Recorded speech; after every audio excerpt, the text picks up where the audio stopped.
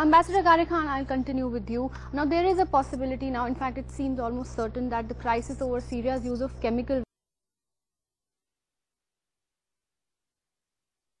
that may be resolved diplomatically in a non-military way, but can we be sure that the possibility of any other US military action has been averted for now?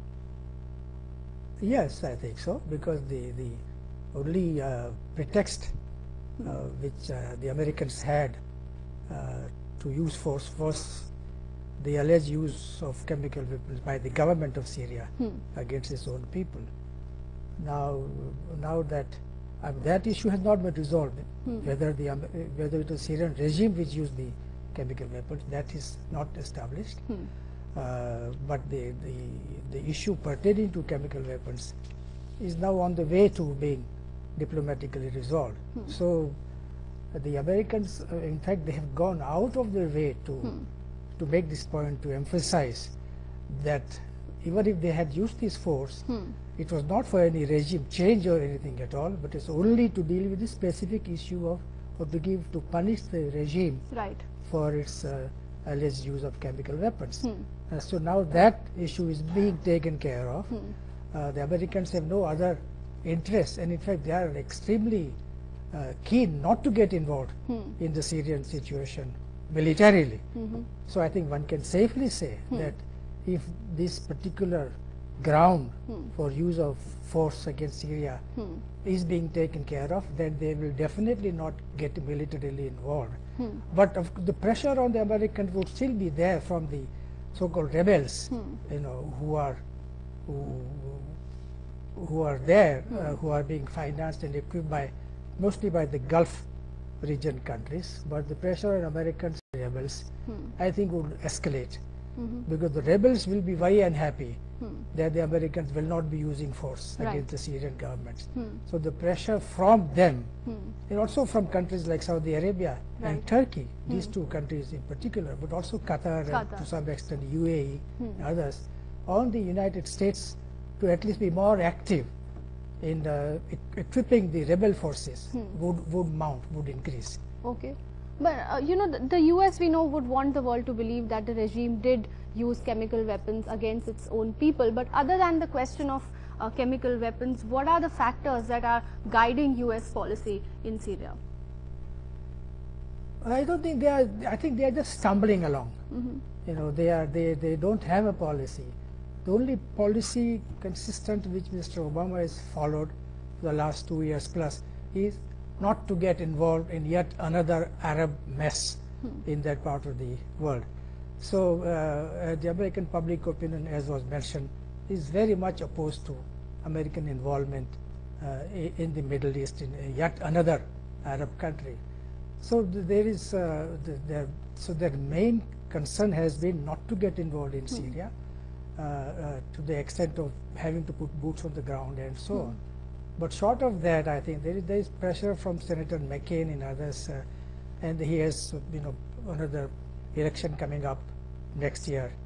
So I think he will have, first of all, to keep in mind the prospects for his own party, for Democratic Party, for the midterm elections to the Congress and then the presidential election. So every move of Mr. Obama from now on will be guided by this particular consideration, the domestic political consideration that he has to face, because he's worried about his credibility or the American credibility.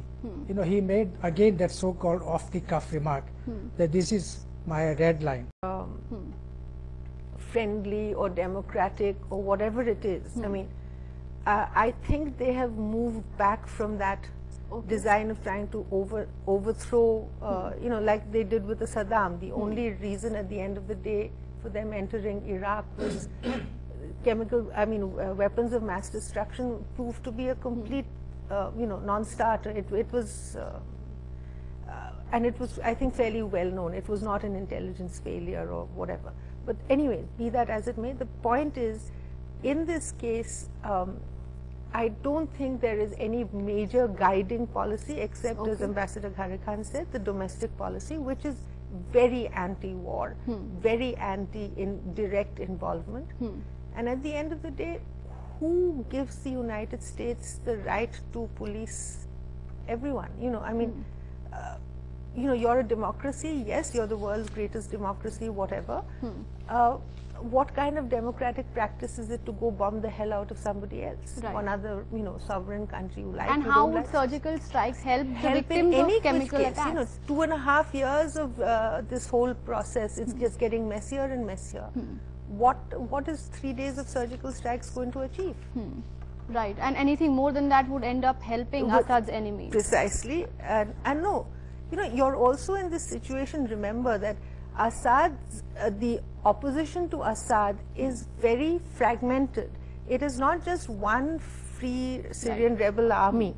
There are multifarious groups, and a large number of them, this Jabhat al-Nusra and all that, these are Al-Qaeda affiliates directly. Right. So you would have a situation where the United States is going in to actually aid Al-Qaeda and terrorists of that order, Right. whom you have tried to eliminate through, you know. The traditional Westphalian international system will not work, and the American hegemony, particularly over West Asian region, could function. That was, and all the pretexts were brought forth.